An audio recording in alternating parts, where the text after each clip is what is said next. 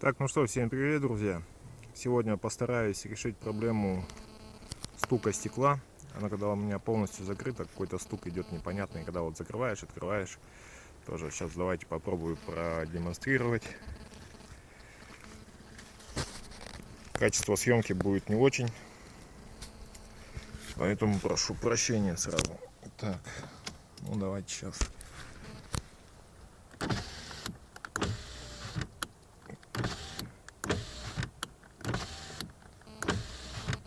Слышим, да, какой-то, как дребезг, что ли. Непонятный скрежет. Говорили, что типа вот это вот поправить, сдвинуть ее, не знаю, как это назвать ее, бархотка или что, сдвинуть в сторону зеркала, типа, что будет лучше. Давайте сейчас попробуем сдвинуть, продемонстрирую вам сразу, что ничего не изменится. Так, наверное, надо открыть.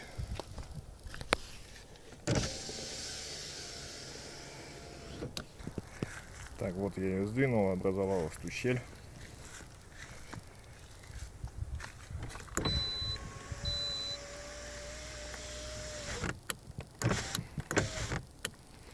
Ну, как бы ничего не изменилось.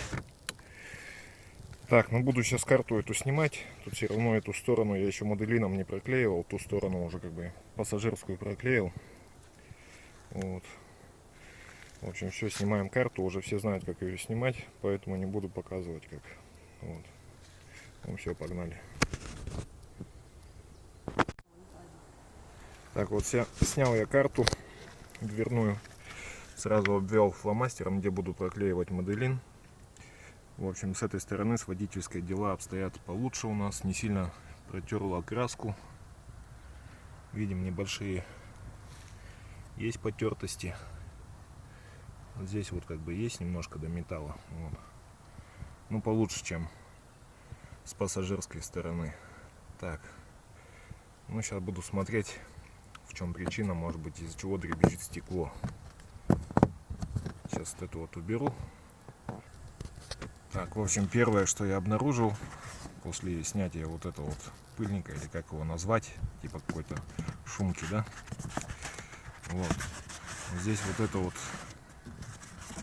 материал, вот этот вот, из кожзама он или из чего, он валяется внизу, он как бы должен как пыльник висеть там, вот, он у меня валяется.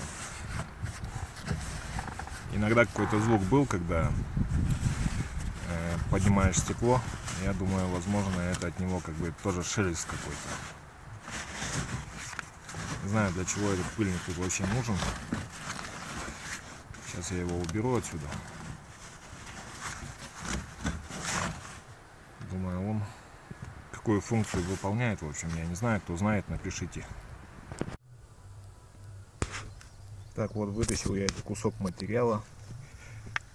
Он тоже в какой-то мазуте. Видать, как приклеен был. И вот видел, он тоже, видать, цеплялся за стекло или за что-то в этом роде.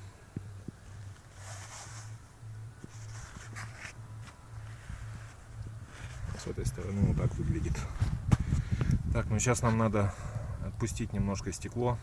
Для этого подключить надо стеклоподъемник, этот блок управления стеклоподъемником, да.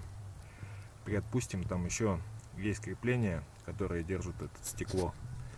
Вот, надо попробовать его протянуть. Возможно, оно слабо затянуто. Так, подключил я блок управления стеклоподъемником. Сейчас нам надо стекло отпустить.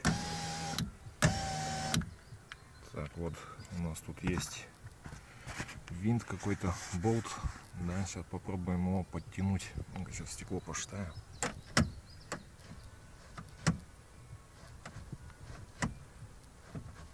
Когда его считаешь, какой-то как щелчок есть. Ну, давайте проверим затяжку.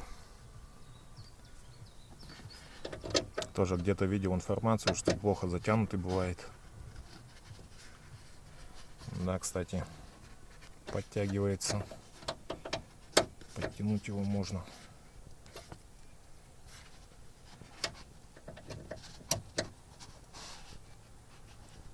Довольно-таки нормально подтягивается.